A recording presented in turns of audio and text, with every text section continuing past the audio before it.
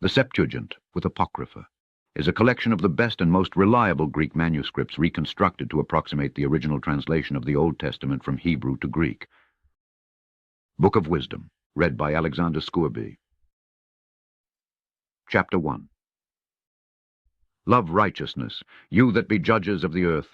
Think of the Lord with a good heart, and in simplicity of heart seek him. For he will be found of them that tempt him not, and shows himself to such as do not distrust him. For froward thoughts separate from God, and his power, when it is tried, reproves the unwise.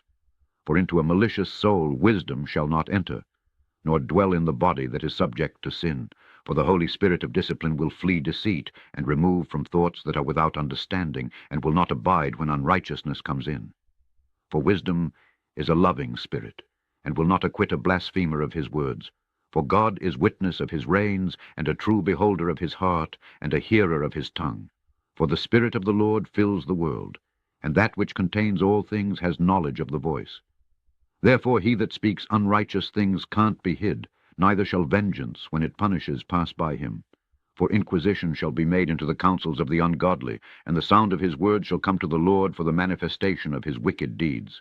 For the ear of jealousy hears all things, and the noise of murmurings is not hid. Therefore beware of murmuring, which is unprofitable, and refrain your tongue from backbiting, for there is no word so secret that shall go for nothing, and the mouth that belies slays the soul. Seek not death in the error of your life, and pull not upon yourselves destruction with the works of your hands. For God made not death, neither has he pleasure in the destruction of the living. For he created all things, that they might have their being, and the generations of the world were healthful. And there is no poison of destruction in them, nor the kingdom of death upon the earth. For righteousness is immortal. But ungodly men with their works and words called it to them. For when they thought to have it their friend, they consumed to nothing, and made a covenant with it, because they are worthy to take part with it. Chapter 2. For the ungodly said, reasoning with themselves, but not aright, Our life is short and tedious. And in the death of a man there is no remedy, neither was there any man known to have returned from the grave. For we are born at all adventure, and we shall be hereafter as though we had never been. For the breath in our nostrils is as smoke, and a little spark in the moving of our heart, which being extinguished, our body shall be turned into ashes, and our spirit shall vanish as the soft air, and our name shall be forgotten in time. And no man shall have our works in remembrance. And our life shall pass away as the trace of a cloud, and shall be dispersed as a mist, that is driven away with the beams of the sun, and overcome with the heat thereof. For our time is a very shadow that passes away, and after our end there is no returning, for it is fast sealed, so that no man comes again. Come on, therefore, let us enjoy the good things that are present, and let us speedily use the creatures like as in youth. Let us fill ourselves with costly wine and ointments, and let no flower of the spring pass by us. Let us crown ourselves with rosebuds before they be withered. Let none of us go without his part of our voluptuousness. Let us leave tokens of our joyfulness in every place. For this is our portion, and our lot is this. Let us oppress the poor righteous man. Let us not spare the widow, nor reverence the ancient gray hairs of the aged. Let our strength be the law of justice, for that which is feeble is found to be nothing worth. Therefore let us lie in wait for the righteous, because he is not for our turn, and he is clean contrary to our doings. He upbraids us with our offending the law, and objects to our infamy the transgressings of our education. He professes to have the knowledge of God, and he calls himself the child of the Lord. He was made to reprove our thoughts. He is grievous to us even to behold, for his life is not like other men's, his ways are of another fashion. We are esteemed of him as counterfeits. He abstains from our ways as from filthiness. He pronounces the end of the just to be blessed, and makes his boast that God is his Father. Let us see if his words be true, and let us prove what shall happen in the end of him. For if the just man be the Son of God, he will help him, and deliver him from the hand of his enemies. Let us examine him with despitefulness and torture, that we may know his meekness and prove his patience. Let us condemn him with a shameful death, for by his own saying he shall be respected. Such things they did imagine, and were deceived, for their own wickedness has blinded them. As for the mysteries of God, they knew them not, neither hoped they for the wages of righteousness, nor discerned a reward for blameless souls. For God created man to be immortal, and made him to be an image of his own eternity. Nevertheless, through envy of the devil came death into the world, and they that do hold of his side do find it. Chapter 3. But the souls of the righteous are in the hand of God, and there shall no torment touch them. In the sight of the unwise they seem to die, and their departure is taken for misery, and their going from us to be utter destruction, but they are in peace. For though they be punished in the sight of men, yet is their hope full of immortality. And having been a little chastised, they shall be greatly rewarded. For God proved them, and found them worthy for himself. As gold in the furnace has he tried them, and received them as a burnt offering. And in the time of their visitation they shall shine, and run to and fro like sparks among the stubble. They shall judge the nations, and have dominion over the people, and their Lord shall reign forever. They that put their trust in him shall understand the truth. And such as be faithful in love shall abide with him, for grace and mercy is to his saints, and he has care for his elect. But the ungodly shall be punished according to their own imaginations, which have neglected the righteous and forsaken the Lord. For whoso despises wisdom and nurture, he is miserable, and their hope is vain, their labors unfruitful, and their works unprofitable. Their wives are foolish, and their children wicked. Their offspring is cursed. Therefore blessed is the barren that is undefiled, which has not known the sinful bed. She shall have fruit in the visitation of souls. And blessed is the eunuch, which with his hands has wrought no iniquity, nor imagined wicked things against God. For to him shall be given the special gift of faith, and an inheritance in the temple of the Lord more acceptable to his mind. For glorious is the fruit of good labors, and the root of wisdom shall never fall away. As for the children of adulterers, they shall not come to their perfection, and the seed of an unrighteous bed shall be rooted out. For though they live long, yet shall they be nothing regarded, and their last age shall be without honor.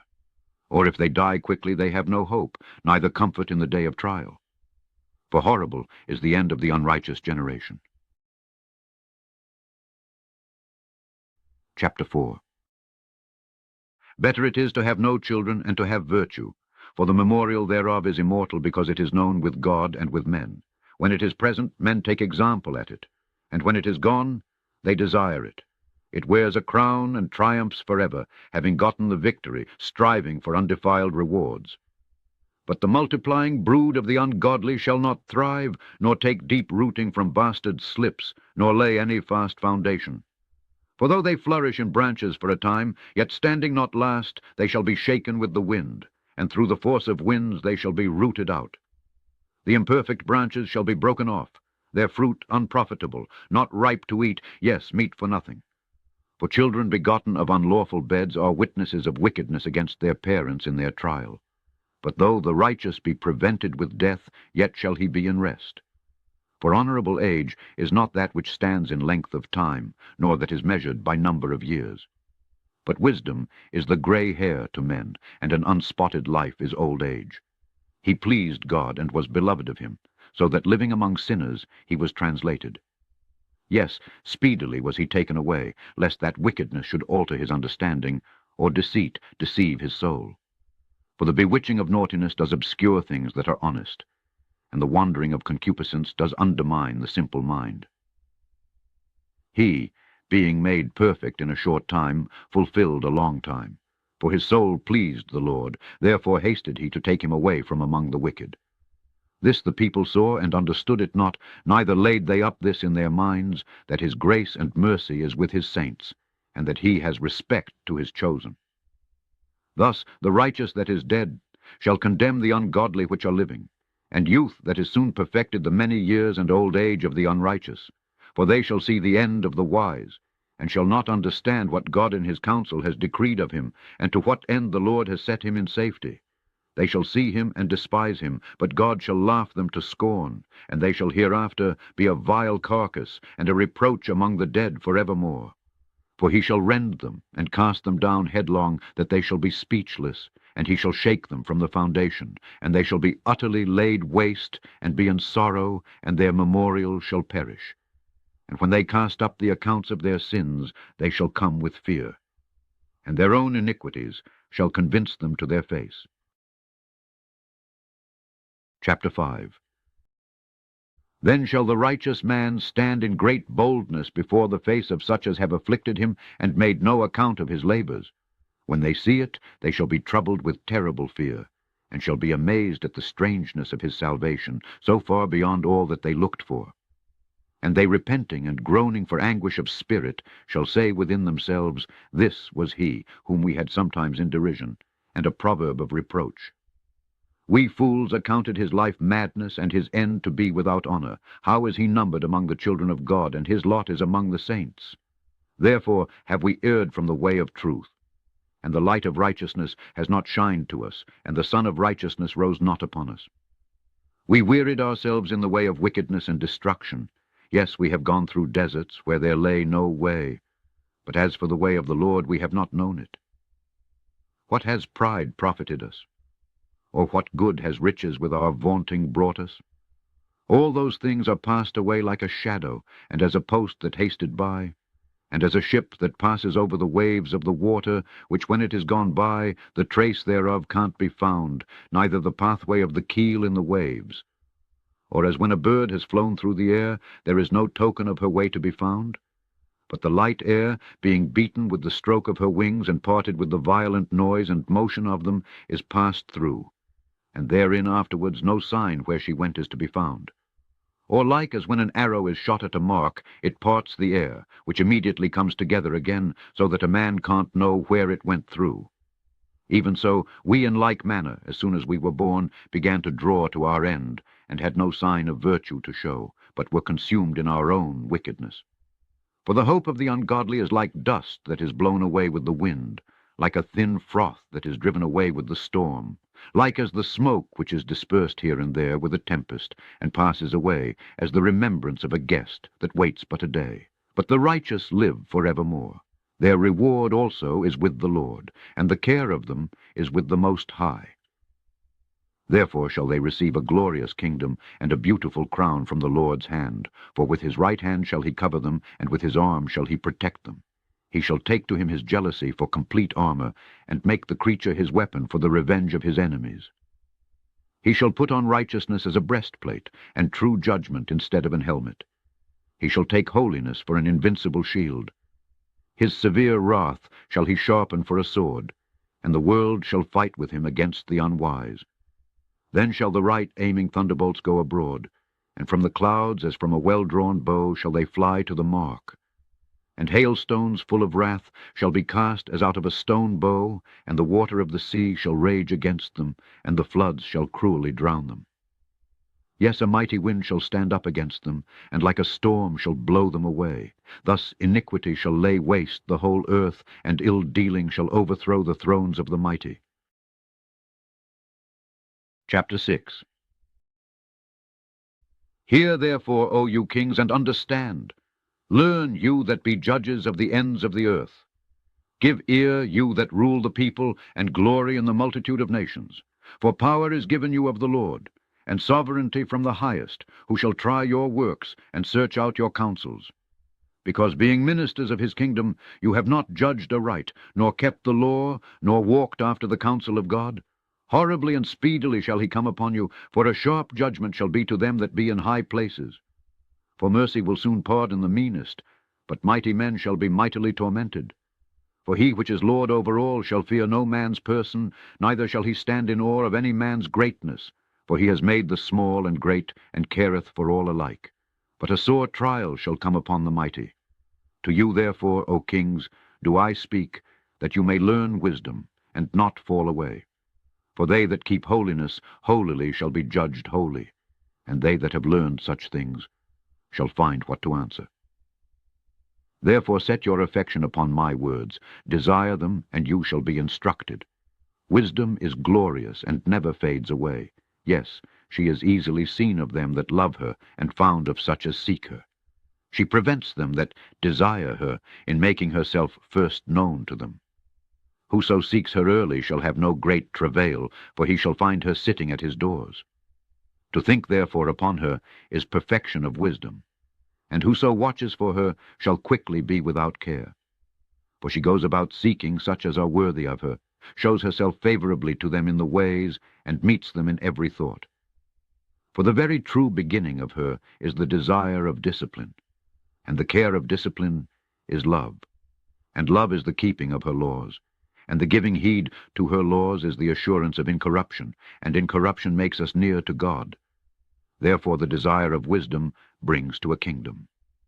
If your delight be then in thrones and scepters, O you kings of the people, honor wisdom, that you may reign forevermore. As for wisdom, what she is and how she came up I will tell you, and will not hide mysteries from you, but will seek her out from the beginning of her nativity, and bring the knowledge of her into light, and will not pass over the truth. Neither will I go with consuming envy, for such a man shall have no fellowship with wisdom. But the multitude of the wise is the welfare of the world, and a wise king is the upholding of the people. Receive therefore instruction through my words, and it shall do you good. Chapter 7. I myself also am a mortal man, like to all, and the offspring of him that was first made of the earth, and in my mother's womb was fashioned to be flesh in the time of 10 months, being compacted in blood of the seed of man and the pleasure that came with sleep. And when I was born, I drew in the common air, and fell upon the earth, which is of like nature, and the first voice which I uttered was crying, as all others do. I was nursed in swaddling clothes, and that with cares. For there is no king that had any other beginning of birth, for all men have one entrance into life, and the like going out. Therefore I prayed, and understanding was given me. I called upon God, and the spirit of wisdom came to me. I preferred her before scepters and thrones, and esteemed riches nothing in comparison of her. Neither compared I to her any precious stone, because all gold in respect of her is as a little sand, and silver shall be counted as clay before her. I loved her above health and beauty, and chose to have her instead of light. For the light that comes from her never goes out. All good things together came to me with her, and innumerable riches in her hands. And I rejoiced in them all, because wisdom goes before them. And I knew not that she was the mother of them. I learned diligently, and do communicate her liberally. I do not hide her riches. For she is a treasure to men that never fails, which they that use become the friends of God, being commended for the gifts that come from learning. God has granted me to speak as I would, and to conceive as is meet for the things that are given me, because it is he that leads to wisdom, and directs the wise. For in his hand are both we and our words, all wisdom also, and knowledge of workmanship. For he has given me certain knowledge of the things that are, namely to know how the world was made, and the operation of the elements, the beginning, ending, and midst of the times, the alterations of the turning of the sun, and the change of seasons, the circuits of years, and the positions of stars, the natures of living creatures, and the furies of wild beasts, the violence of winds, and the reasonings of men, the diversities of plants, and the virtues of roots. And all such things as are either secret or manifest, them I know. For wisdom, which is the worker of all things, taught me. For in her is an understanding spirit holy, one only, manifold, subtle, lively, clear, undefiled, plain, not subject to hurt, loving the thing that is good quick, which can't be letted, ready to do good, kind to man, steadfast, sure, free from care, having all power, overseeing all things, and going through all understanding, pure, and most subtle spirits.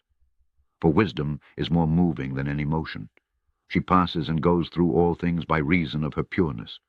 For she is the breath of the power of God, and a pure influence flowing from the glory of the Almighty. Therefore can no defiled thing fall into her. For she is the brightness of the everlasting light, the unspotted mirror of the power of God, and the image of his goodness. And being but one, she can do all things, and remaining in herself, she makes all things new, and in all ages entering into holy souls, she makes them friends of God and prophets. For God loves none but him that dwells with wisdom. For she is more beautiful than the sun, and above all the order of stars. Being compared with the light, she is found before it.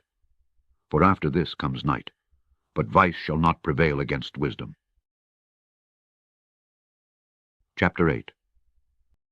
Wisdom reaches from one end to another mightily, and sweetly does she order all things. I loved her, and sought her out from my youth. I desired to make her my spouse, and I was a lover of her beauty. In that she is conversant with God, she magnifies her nobility. Yes, the Lord of all things himself loved her, for she is privy to the mysteries of the knowledge of God, and a lover of his works. If riches be a possession to be desired in this life, what is richer than wisdom? That works all things. And if prudence work, who of all that are is a more cunning workman than she? And if a man love righteousness, her labors are virtues, for she teaches temperance and prudence, justice and fortitude, which are such things as men can have nothing more profitable in their life. If a man desire much experience, she knows things of old, and conjectures aright what is to come. She knows the subtleties of speeches, and can expound dark sentences. She foresees signs and wonders, and the events of seasons and times. Therefore I purpose to take her to me to live with me, knowing that she would be a counselor of good things, and a comfort in cares and grief. For her sake I shall have estimation among the multitude, and honor with the elders, though I be young. I shall be found of a quick conceit in judgment, and shall be admired in the sight of great men. When I hold my tongue, they shall bide my leisure, and when I speak, they shall give good ear to me. If I talk much, they shall lay their hands upon their mouth. Moreover, by the means of her I shall obtain immortality, and leave behind me an everlasting memorial to them that come after me. I shall set the people in order, and the nations shall be subject to me. Horrible tyrants shall be afraid, when they do but hear of me. I shall be found good among the multitude, and valiant in war. After I am come into my house, I will repose myself with her, for her conversation has no bitterness, and to live with her has no sorrow, but mirth and joy. Now when I considered these things in myself, and pondered them in my heart, how that to be allied to wisdom is immortality, and great pleasure it is to have her friendship, and in the works of her hands are infinite riches. And in the exercise of conference with her, prudence, and in talking with her, a good report. I went about seeking how to take her to me, for I was a witty child, and had a good spirit. Yes, rather, being good, I came into a body undefiled. Nevertheless, when I perceived that I could not otherwise obtain her, except God gave her me, and that was a point of wisdom also, to know whose gift she was, I prayed to the Lord and implored him, and with my whole heart I said, Chapter 9. O God of my fathers and Lord of mercy, who have made all things with your word, and ordained man through your wisdom, that he should have dominion over the creatures which you have made, and order the world according to equity and righteousness, and execute judgment with an upright heart. Give me wisdom, that sits by your throne, and reject me not from among your children. For I, your servant and son of your handmaid, am a feeble person, and of a short time, and too young for the understanding of judgment and laws. For though a man be never so perfect among the children of men, yet if your wisdom be not with him, he shall be nothing regarded. You have chosen me to be a king of your people, and a judge of your sons and daughters. You have commanded me to build a temple upon your holy mount, and an altar in the city wherein you dwell, a resemblance of the holy tabernacle, which you have prepared from the beginning. And wisdom was with you, which knows your works, and was present when you made the world, and knew what was acceptable in your sight, and right in your commandments. O send her out of your holy heavens, and from the throne of your glory, that being present she may labor with me, that I may know what is pleasing to you. For she knows and understands all things, and she shall lead me soberly in my doings, and preserve me in her power. So shall my works be acceptable, and then shall I judge your people righteously, and be worthy to sit in my Father's seat. For what man is he that can know the counsel of God? Or who can think what the will of the Lord is? For the thoughts of mortal men are miserable, and our devices are but uncertain. For the corruptible body presses down the soul, and the earthy tabernacle weighs down the mind, that muses upon many things. And hardly do we guess aright at things that are upon earth, and with labor do we find the things that are before us. but the things that are in heaven, who has searched out, and your counsel, who has known, except you give wisdom, and send your Holy Spirit from above. For so the ways of them which lived on the earth were reformed, and men were taught the things that are pleasing to you, and were saved through wisdom. Chapter 10. She preserved the first-formed Father of the world, that was created alone, and brought him out of his fall, and gave him power to rule all things. But when the unrighteous went away from her in his anger, he perished also in the fury wherewith he murdered his brother. For whose cause the earth being drowned with the flood, wisdom again preserved it, and directed the course of the righteous in a piece of wood of small value. Moreover, the nations in their wicked conspiracy being confounded, she found out the righteous, and preserved him blameless to God, and kept him strong against his tender compassion toward his Son. When the ungodly perished, she delivered the righteous man, who fled from the fire which fell down upon the 5 cities, of whose wickedness even to this day the waste land that smokes is a testimony, and plants bearing fruit that never come to ripeness, and a standing pillar of salt is a monument of an unbelieving soul. For regarding not wisdom, they got not only this hurt, that they knew not the things which were good, but also left behind them to the world a memorial of their foolishness, so that in the things wherein they offended they could not so much as be hid. Rut wisdom delivered from pain those that attended upon her. When the righteous fled from his brother's wrath, she guided him in right paths, showed him the kingdom of God, and gave him knowledge of holy things, made him rich in his travels, and multiplied the fruit of his labors. In the covetousness of such as oppressed him, she stood by him, and made him rich. She defended him from his enemies, and kept him safe from those that lay in wait, and in a sore conflict she gave him the victory, that he might know that goodness is stronger than all. When the righteous was sold, she forsook him not, but delivered him from sin. She went down with him into the pit, and left him not in bonds, till she brought him the scepter of the kingdom, and power against those that oppressed him. As for them that had accused him, she showed them to be liars, and gave him perpetual glory. She delivered the righteous people and blameless seed from the nation that oppressed them. She entered into the soul of the servant of the Lord, and withstood dreadful kings in wonders and signs, rendered to the righteous a reward of their labors, guided them in a marvelous way, and was to them for a cover by day, and a light of stars in the night season, brought them through the Red Sea, and led them through much water. But she drowned their enemies, and cast them up out of the bottom of the deep. Therefore the righteous spoiled the ungodly, and praised your holy name, O Lord, and magnified with one accord your hand that fought for them. For wisdom opened the mouth of the dumb, and made the tongues of them that can't speak eloquent. Chapter 11. She prospered their works in the hand of the holy prophet.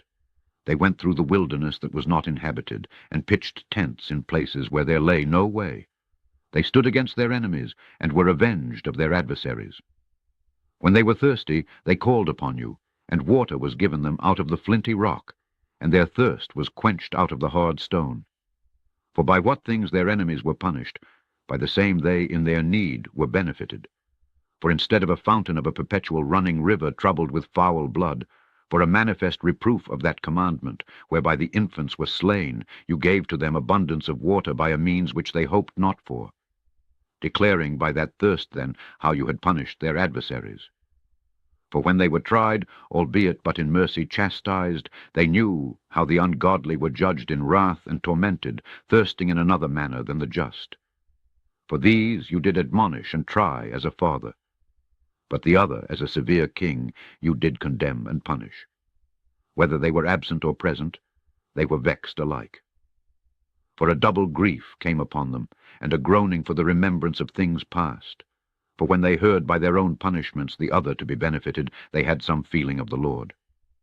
For whom they respected with scorn, when he was long before thrown out at the casting forth of the infants, him in the end, when they saw what came to pass, they admired.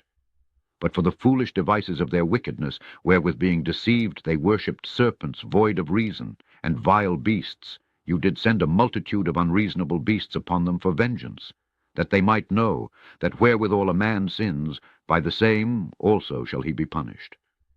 For your almighty hand, that made the world of matter without form, wanted not means to send among them a multitude of bears, or fierce lions, or unknown wild beasts full of rage, newly created, breathing out either a fiery vapor, or filthy scents of scattered smoke, or shooting horrible sparkles out of their eyes, whereof not only the harm might dispatch them at once, but also the terrible sight utterly destroy them. Yes, and without these might they have fallen down with one blast, being persecuted of vengeance, and scattered abroad through the breath of your power. But you have ordered all things in measure and number and weight. For you can show your great strength at all times when you will, and who may withstand the power of your arm? For the whole world before you is as a little grain of the balance, yes, as a drop of the morning dew that falls down upon the earth. But you have mercy upon all. For you can do all things, and wink at the sins of men, because they should amend. For you love all the things that are, and abhor nothing which you have made. For never would you have made anything, if you had hated it. And how could anything have endured, if it had not been your will, or been preserved if not called by you? But you spare all. For they are your, O Lord, you lover of souls. Chapter 12. For your incorruptible spirit is in all things. Therefore chasten you them by little and little that offend, and warn them by putting them in remembrance wherein they have offended, that leaving their wickedness they may believe on you, O Lord. For it was your will to destroy by the hands of our fathers both those old inhabitants of your holy land, whom you hated for doing most odious works of witchcrafts and wicked sacrifices, and also those merciless murderers of children, and devourers of man's flesh and the feasts of blood, with their priests out of the midst of their idolatrous crew, and the parents, that killed with their own hands souls destitute of help, that the land, which you esteemed above all other, might receive a worthy colony of God's children. Nevertheless, even those you spared as men, and did send wasps, forerunners of your host, to destroy them by little and little. Not that you were unable to bring the ungodly under the hand of the righteous in battle, or to destroy them at once with cruel beasts, or with one rough word. But executing your judgments upon them, by little and little you gave them place of repentance, not being ignorant that they were a naughty generation, and that their malice was bred in them, and that their cogitation would never be changed. For it was a cursed seed from the beginning, neither did you for fear of any man give them pardon for those things wherein they sinned. For who shall say, What have you done? Or who shall withstand your judgment? Or who shall accuse you for the nations that perish, whom you made? Or who shall come to stand against you, to be revenged for the unrighteous men? For neither is there any God but you that careth for all, to whom you might show that your judgment is not unright. Neither shall king or tyrant be able to set his face against you for any whom you have punished. Forsomuch then as you are righteous yourself, you order all things righteously, thinking it not agreeable with your power to condemn him that has not deserved to be punished. For your power is the beginning of righteousness, and because you are the Lord of all, it makes you to be gracious to all. For when men will not believe that you are of a full power, you show your strength, and among them that know it, you make their boldness manifest. But you, mastering your power, judge with equity, and order us with great favor. For you may use power when you will, but by such works have you taught your people that the just man should be merciful, and have made your children to be of a good hope that you give repentance for sins. For if you did punish the enemies of your children, and the condemned to death with such deliberation, giving them time and place whereby they might be delivered from their malice, with how great circumspection did you judge your own sons, to whose fathers you have sworn and made covenants of good promises? Therefore, whereas you do chasten us, you scourge our enemies 1,000 times more, to the intent that, when we judge, we should carefully think of your goodness, and when we ourselves are judged, we should look for mercy. Therefore, whereas men have lived dissolutely and unrighteously, you have tormented them with their own abominations. For they went astray very far in the ways of error, and held them for gods, which even among the beasts of their enemies were despised, being deceived, as children of no understanding. Therefore to them, as to children without the use of reason, you did send a judgment to mock them. But they that would not be reformed by that correction, wherein he dallied with them, shall feel a judgment worthy of God. For look, for what things they grudged when they were punished, that is, for them whom they thought to be gods. Now being punished in them when they saw it, they acknowledged him to be the true God, whom before they denied to know, and therefore came extreme damnation upon them. Chapter 13. Surely vain are all men by nature who are ignorant of God, and could not out of the good things that are seen know him that is. Neither by considering the works did they acknowledge the workmaster, but deemed either fire, or wind, or the swift air, or the circle of the stars, or the violent water, or the lights of heaven, to be the gods which govern the world, with whose beauty, if they being delighted, took them to be gods. Let them know how much better the Lord of them is, for the first author of beauty has created them. But if they were astonished at their power and virtue, let them understand by them how much mightier he is that made them. For by the greatness and beauty of the creatures proportionably the maker of them is seen. But yet for this they are the less to be blamed, for they perhaps err, seeking God and desirous to find him. For being conversant in his works, they search him diligently, and believe their sight, because the things are beautiful that are seen. Howbeit neither are they to be pardoned. For if they were able to know so much that they could aim at the world, how did they not sooner find out the Lord thereof? But miserable are they, and in dead things is their hope, who call them gods, which are the works of men's hands, gold and silver, to show are in, and resemblances of beasts, or a stone, good for nothing, the work of an ancient hand. Now, a carpenter that fells timber after he has sawn down a tree meet for the purpose, and taken off all the bark skillfully round about, and has wrought it handsomely, and made a vessel thereof fit for the service of man's life, and after spending the refuse of his work to dress his meat, has filled himself, and taking the very refuse among those which served to no use, being a crooked piece of wood and full of knots, has carved it diligently when he had nothing else to do, and formed it by the skill of his understanding, and fashioned it to the image of a man, or made it like some vile beast, laying it over with vermilion, and with paint colouring it red, and covering every spot therein. And when he had made a convenient room for it, set it in a wall, and made it fast with iron, for he provided for it that it might not fall, knowing that it was unable to help itself. For it is an image, and has need of help. Then makes he prayer for his goods, for his wife and children, and is not ashamed to speak to that which has no life.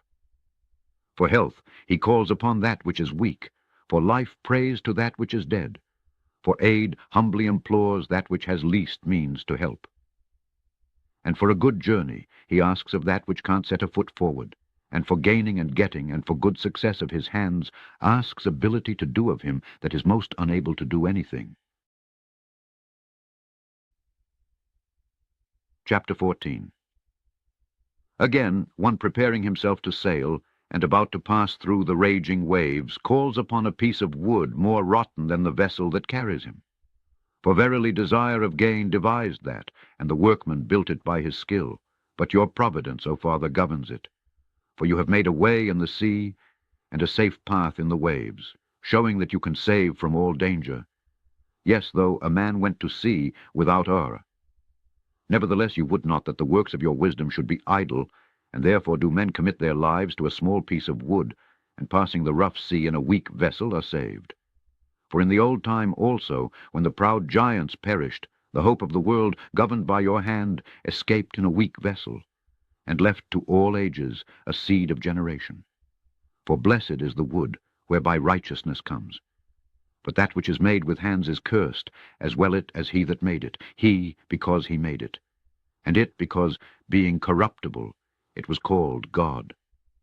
For the ungodly and his ungodliness are both alike hateful to God, for that which is made shall be punished together with him that made it. Therefore even upon the idols of the Gentiles shall there be a visitation. Because in the creature of God they are become an abomination, and stumbling blocks to the souls of men, and a snare to the feet of the unwise. For the devising of idols was the beginning of spiritual fornication, and the invention of them the corruption of life. For neither were they from the beginning, neither shall they be forever. For by the vain glory of men they entered into the world, and therefore shall they come shortly to an end. For a father afflicted with untimely mourning, when he has made an image of his child soon taken away, now honored him as a god, which was then a dead man, and delivered to those that were under him ceremonies and sacrifices. Thus, in process of time, an ungodly custom grown strong was kept as a law, and graven images were worshipped by the commandments of kings. Whom men could not honor in presence, because they lived far off, they took the counterfeit of his visage from far, and made an express image of a king whom they honored, to the end that by this their forwardness they might flatter him that was absent, as if he were present. Also, the singular diligence of the artificer did help to set forward the ignorant to more superstition. For he, perhaps willing to please one in authority, forced all his skill to make the resemblance of the best fashion. And so the multitude, allured by the grace of the work, took him now for a god, which a little before was but honored. And this was an occasion to deceive the world. For men, serving either calamity or tyranny, did ascribe to stones and stocks the incommunicable name. Moreover, this was not enough for them, that they erred in the knowledge of God. But whereas they lived in the great war of ignorance, those so great plagues called they peace. For while they killed their children in sacrifices, or used secret ceremonies, or made revellings of strange rites, they kept neither lives nor marriages any longer undefiled, but either one killed another traitorously, or grieved him by adultery. So that there reigned in all men without exception blood, manslaughter, theft and dissimulation, corruption, unfaithfulness, tumults, perjury, disquieting of good men, forgetfulness of good turns, defiling of souls, changing of kind, disorder in marriages, adultery, and shameless uncleanness. For the worshipping of idols not to be named is the beginning, the cause, and the end of all evil. For either they are mad when they be merry, or prophesy lies, or live unjustly, or else lightly forswear themselves. For insomuch as their trust is in idols which have no life, though they swear falsely, yet they look not to be hurt. Howbeit for both causes shall they be justly punished, both because they thought not well of God, giving heed to idols, and also unjustly swore in deceit, despising holiness. For it is not the power of them by whom they swear, but it is the just vengeance of sinners that punishes always the offense of the ungodly. Chapter 15. But you, O God, are gracious and true, long-suffering, and in mercy ordering all things, for if we sin, we are your, knowing your power. But we will not sin, knowing that we are counted your. For to know you is perfect righteousness, yes, to know your power is the root of immortality. For neither did the mischievous invention of men deceive us, nor an image spotted with various colors, the painter's fruitless labor. The sight whereof entices fools to lust after it, and so they desire the form of a dead image that has no breath. Both they that make them, they that desire them, and they that worship them, are lovers of evil things, and are worthy to have such things to trust upon. For the potter, tempering soft earth, fashions every vessel, with much labor for our service. Yes, of the same clay he makes both the vessels that serve for clean uses, and likewise also all such as serve to the contrary. But what is the use of either sort? The potter himself is the judge. And employing his labors lewdly, he makes a vain god of the same clay, even he which a little before was made of earth himself, and within a little while after returns to the same, out when his life which was lent him shall be demanded. Notwithstanding his care is, not that he shall have much labor, nor that his life is short, but strives to excel goldsmiths and silversmiths, and endeavors to do like the workers in brass, and counts it his glory to make counterfeit things. His heart is ashes, his hope is more vile than earth, and his life of less value than clay. Forasmuch as he knew not his Maker, and him that inspired into him an active soul, and breathed in a living spirit. But they counted our life a pastime, and our time here a market for gain, for say they, we must be getting every way, though it be by evil means. For this man, that of earthly matter makes brittle vessels and graven images, knows himself to offend above all others. And all the enemies of your people that hold them in subjection are most foolish, and are more miserable than very babes. For they counted all the idols of the heathen to be gods, which neither have the use of eyes to see, nor noses to draw breath, nor ears to hear, nor fingers of hands to handle. And as for their feet, they are slow to go. For man made them, and he that borrowed his own spirit fashioned them. But no man can make a god like to himself. For being mortal, he works a dead thing with wicked hands. For he himself is better than the things which he worships, whereas he lived once, but they never. Yes, they worshipped those beasts also that are most hateful. For being compared together, some are worse than others. Neither are they beautiful, so much as to be desired in respect of beasts, but they went without the praise of God and his blessing. Chapter 16. Therefore by the like were they punished worthily, and by the multitude of beasts tormented. Instead of which punishment, dealing graciously with your own people, you prepared for them meat of a strange taste, even quails to stir up their appetite, to the end that they, desiring food, might for the ugly sight of the beasts sent among them loathe even that which they must needs desire. But these, suffering penury for a short space, might be made partakers of a strange taste. For it was requisite that upon them exercising tyranny should come penury, which they could not avoid. But to these it should only be showed how their enemies were tormented.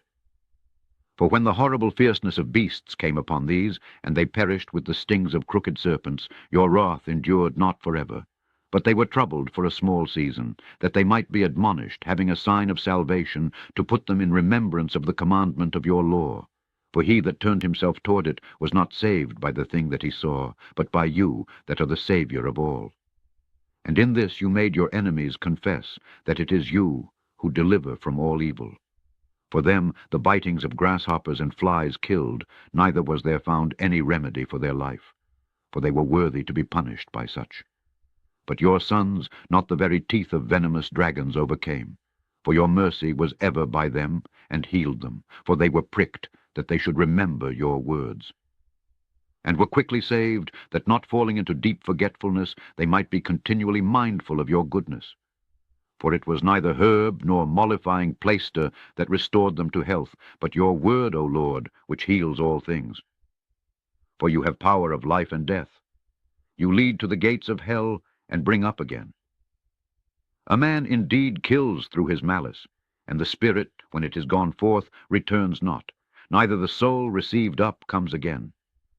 But it is not possible to escape your hand. For the ungodly that denied to know you were scourged by the strength of your arm. With strange rains, hails, and showers were they persecuted, that they could not avoid, and through fire were they consumed. For, which is most to be wondered at, the fire had more force in the water that quenches all things, for the world fights for the righteous. For sometime the flame was mitigated, that it might not burn up the beasts that were sent against the ungodly, but themselves might see and perceive that they were persecuted with the judgment of God. And at another time it burns even in the midst of water above the power of fire, that it might destroy the fruits of an unjust land. Instead, whereof you fed your own people with angels' food, and did send them from heaven bread prepared without their labor, able to content every man's delight, and agreeing to every taste.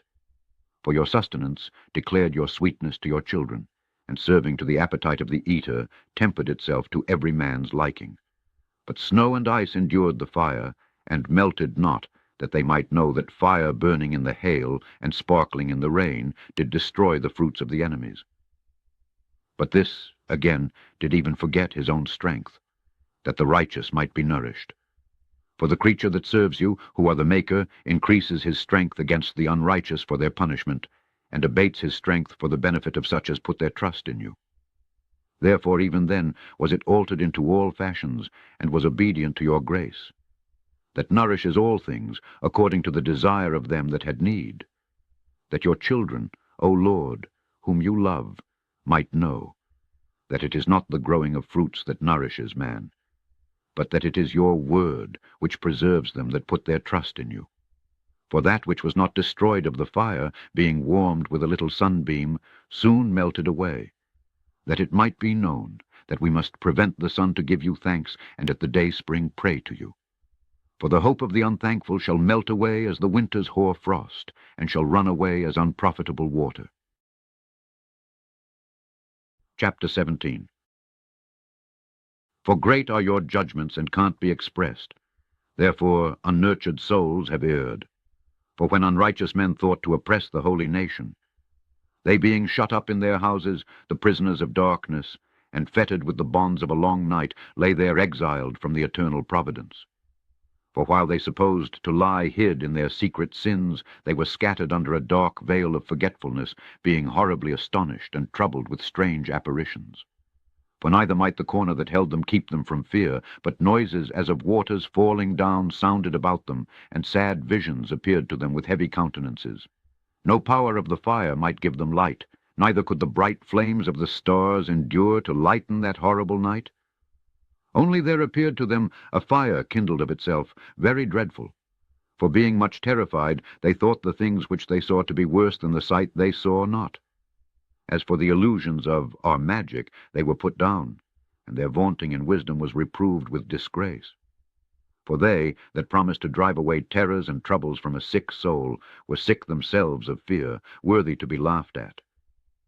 For though no terrible thing did fear them, yet, being scared with beasts that passed by, and hissing of serpents, they died for fear, denying that they saw the air which could of no side be avoided. For wickedness, condemned by her own witness, is very timorous, and being pressed with conscience, always forecasts grievous things. For fear is nothing else but a betraying of the help which reason offers, and the expectation from within, being less, counts the ignorance more than the cause which brings the torment. But they sleeping the same sleep that night, which was indeed intolerable, and which came upon them out of the bottoms of inevitable hell, were partly vexed with monstrous apparitions, and partly fainted, their heart failing them, for a sudden fear, and not looked for, came upon them. So then whoever there fell down was straitly kept, shut up in a prison without iron bars. For whether he were husbandman or shepherd, or a labourer in the field, he was overtaken, and endured that necessity, which could not be avoided. For they were all bound with one chain of darkness. Whether it were a whistling wind, or a melodious noise of birds among the spreading branches, or a pleasing fall of water running violently, or a terrible sound of stones cast down, or a running that could not be seen of skipping beasts, or a roaring voice of most savage wild beasts, or a rebounding echo from the hollow mountains, these things made them to swoon for fear. For the whole world shined with clear light, and none were hindered in their labor. Over them only was spread an heavy night, an image of that darkness which should afterward receive them. But yet were they to themselves more grievous than the darkness. Chapter 18. Nevertheless your saints had a very great light, whose voice they hearing and not seeing their shape, because they also had not suffered the same things, they counted them happy. But for that they did not hurt them now, of whom they had been wronged before. They thanked them, and implored them pardon for that they had been enemies. Instead whereof you gave them a burning pillar of fire, both to be a guide of the unknown journey, and an harmless sun to entertain them honorably. For they were worthy to be deprived of light and imprisoned in darkness, who had kept your sons shut up, by whom the uncorrupt light of the law was to be given to the world.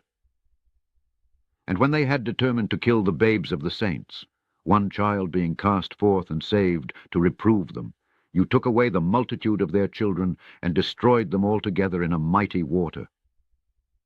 Of that night were our fathers certified before, that assuredly knowing to what oaths they had given credence, they might afterwards be of good cheer. So of your people was accepted both the salvation of the righteous and destruction of the enemies. For wherewith you did punish our adversaries, by the same you did glorify us, whom you had called. For the righteous children of good men did sacrifice secretly, and with one consent made a holy law, that the saints should be like partakers of the same good and evil, the fathers now singing out the songs of praise.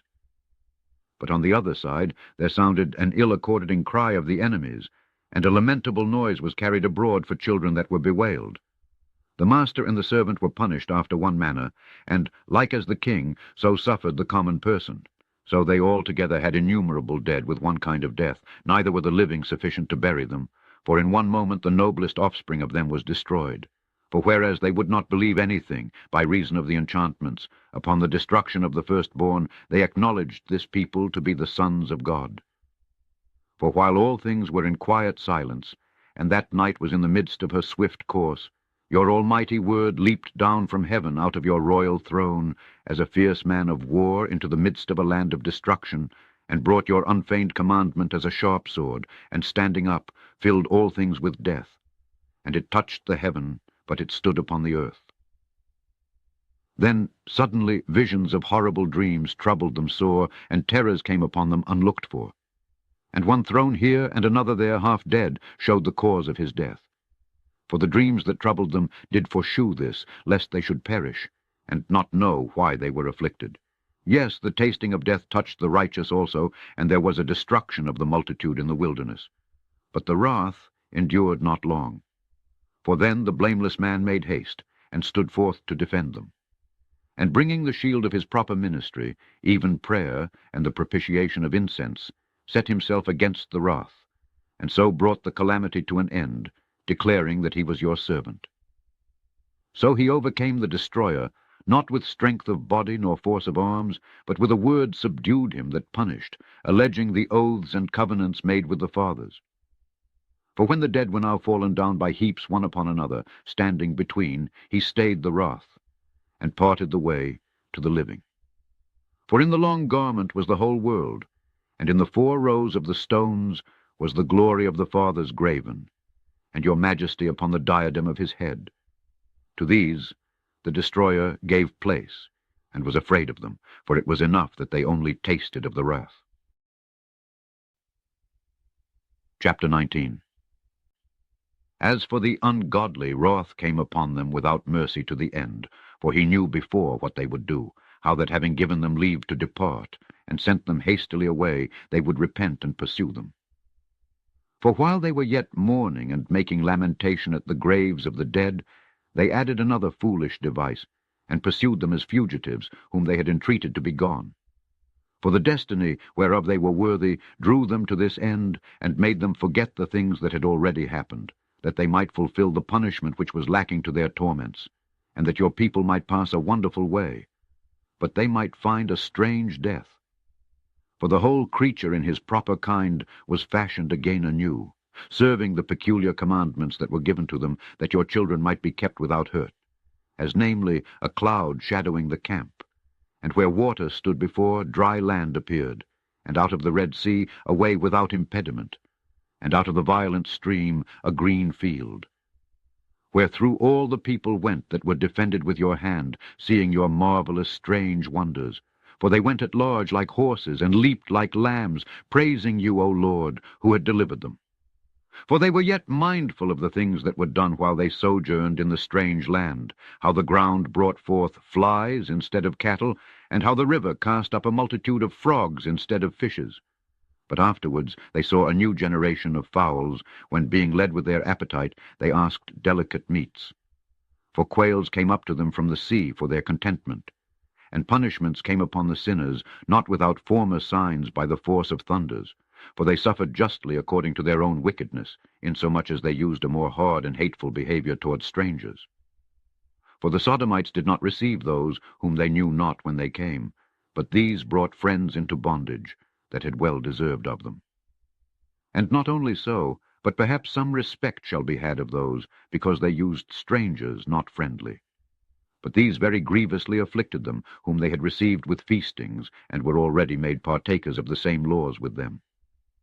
Therefore even with blindness were these stricken, as those were at the doors of the righteous man, when being compassed about with horrible great darkness, every one sought the passage of his own doors. For the elements were changed in themselves by a kind of harmony, like as in a lute notes change the name of the tune, and yet are always sounds, which may well be perceived by the sight of the things that have been done. For earthly things were turned into watery, and the things that before swam in the water now went upon the ground. The fire had power in the water, forgetting his own virtue, and the water forgat his own quenching nature. On the other side the flames wasted not the flesh of the corruptible living things, though they walked therein, neither melted they the icy kind of heavenly meat that was of nature apt to melt. For in all things, O Lord, you did magnify your people and glorify them, neither did you lightly regard them, but did assist them in every time and place. The end of Book of Wisdom.